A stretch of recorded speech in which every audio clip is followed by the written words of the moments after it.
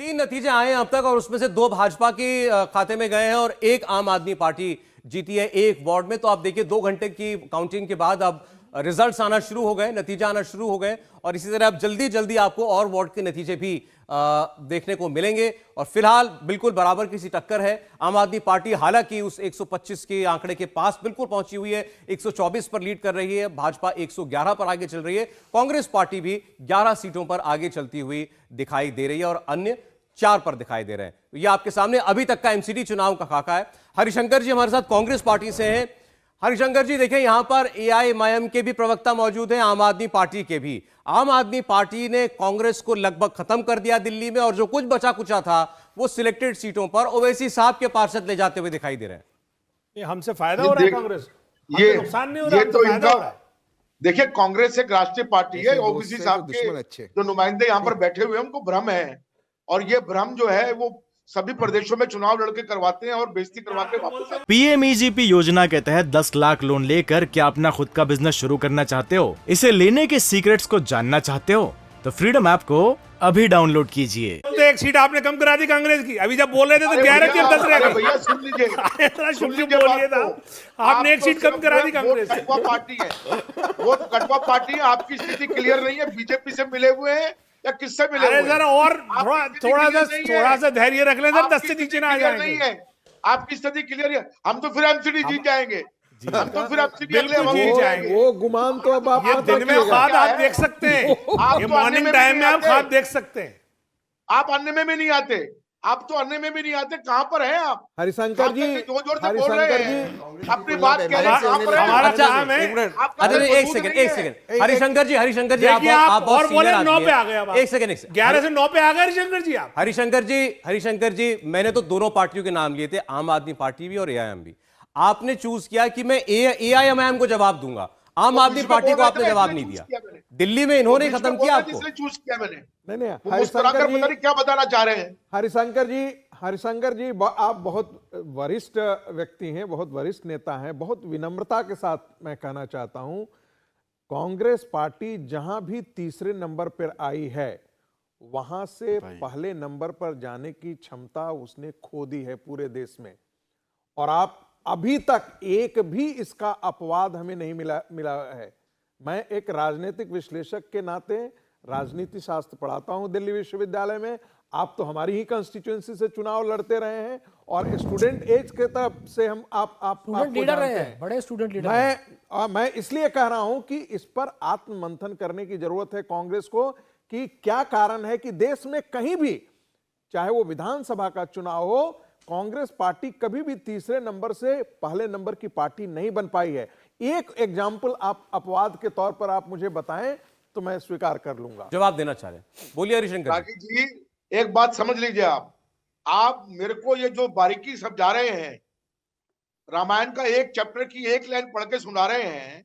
आप समझ लीजिए कि पूरी दिल्ली के अंदर 21 केंद्रीय मंत्री आपने उतारे थे। जेपी नड्डा गली गली, बीच में मत बोलिए, जेपी नड्डा गली गली प्रचार करते, वोट मांगते हुए घूम रहे। आपको किसने रोका सर? आपकी क्या हालत हुई है? आप भी तो दूसरे नंबर पे दिल्ली के अंदर हैं। तो आपने जहां पर भी चुनाव लड़ा है। हरिशंकर जी आप तुलना कैसे कर सकते हैं? ये 112 पर है, आप 9 पर है। हरिशंकर जी आपके पास भी मुख्यमंत्री है। कहिए, मैं उसका जवाब दे रहा हूं। नहीं हरिशंकर जी, स्वीकार करता हूं, जनता का जो आदेश है, जनता का जो मत है उसको हम स्वीकार करते हैं, उसमें चूक नहीं है। हमने प्रयास किया, वो लोगों ने पसंद नहीं किया, वो हमें स्वीकार है, जनता का अभिनंदन है। लेकिन रागी जी जो मुझे समझाने की कोशिश कर रहे हैं कि तीसरे नंबर पे जो पार्टी आ जाती है, मैं आपको समझा नहीं रहा हूं, मैं सिर्फ आपको आंकड़े दे रहा हूं। मैं समझा नहीं रहा हूं आपको, मैं सिर्फ आपको आंकड़े दे रहा हूं। आपने जब कहा आपकी पार्टी ने।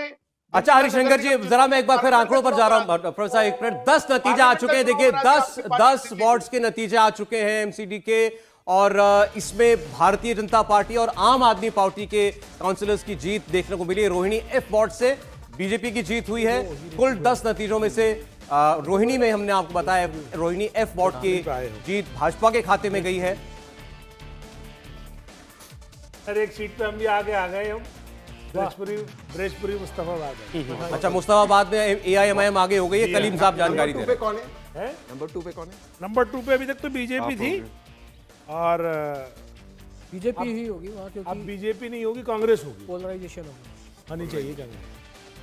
देखिए 10 सीटों के नतीजे आ गए हैं। रोहिणी एफ वार्ड से बीजेपी ने जीत दर्ज कर ली है और गीता कॉलोनी से भी बीजेपी ने जीत दर्ज कर ली है। रुझान अब नतीजों में बदलने लगे हैं और इसी के साथ साथ अब ये जो टैली है इसमें भी बहुत ज्यादा बदलाव होता हुआ नजर नहीं आ रहा है। बीजेपी 112, आम आदमी पार्टी 124, कांग्रेस अब जो अभी डबल डिजिट में आ गई थी 9 पर आ गई है। और देखिए तस्वीरें हम आपको दिखा रहे हैं, पंजाब के मुख्यमंत्री भगवंत मान दिल्ली में पहुंचे हुए हैं, आम आदमी पार्टी के दफ्तर वो पहुंचे हुए हैं। तस्वीरें हम आपको दिखा रहे हैं क्योंकि दोनों ही दफ्तर, चाहे आम आदमी पार्टी हो चाहे बीजेपी का दफ्तर हो, उन दोनों ही दफ्तरों पर फिलहाल हलचल बढ़ गई है क्योंकि नेक टू नेक फाइट है। कौन किस पर भारी पड़ेगा ये आखिरी वक्त तक कहा नहीं जा सकता है। अभी तक के जो नतीजे आए हैं 12 सीटों के, देखिए 12 सीटों के नतीजे आ गए हैं। रोहिणी एफ वार्ड से बीजेपी ने जीत दर्ज की है, गीता कॉलोनी से भारतीय जनता पार्टी के जो कैंडिडेट हैं उन्होंने जीत दर्ज की है, दरियागंज से आम आदमी पार्टी जीती है, 3 पर बीजेपी, 3 पर आम आदमी पार्टी अभी जीतती हुई नजर आई है। पीएमईजीपी योजना के तहत 10 लाख लोन लेकर क्या अपना खुद का बिजनेस शुरू करना चाहते हो? इसे लेने के सीक्रेट्स को जानना चाहते हो? तो फ्रीडम ऐप को अभी डाउनलोड कीजिए। अब ऐसे ही धीरे धीरे करके जो तमाम रुझान हैं ये नतीजों में कन्वर्ट होंगे और फिर उसके बाद ये तय होगा कि कौन सी सबसे बड़ी पार्टी बनती है, क्योंकि अभी तक उस जादुई आंकड़े के पास आम आदमी पार्टी नजर आ रही है। 1 सीट पीछे 125 से आम आदमी पार्टी अभी तक के जो रुझान है और जो नतीजों में कन्वर्जन हुआ है उसमें बीजेपी ने जीत दर्ज की है। अगर बात करें हम लक्ष्मी नगर की तो वहां से भी बीजेपी जीती है, दरियागंज से आम आदमी पार्टी जीती है, रोहिणी एफ से बीजेपी, गीता कॉलोनी से भी भारतीय जनता पार्टी ने जीत दर्ज की है, सिद्धार्थनगर से भी बीजेपी ने जीत दर्ज कर ली है। तो अब नतीजे आना शुरू हो गए भास्कर।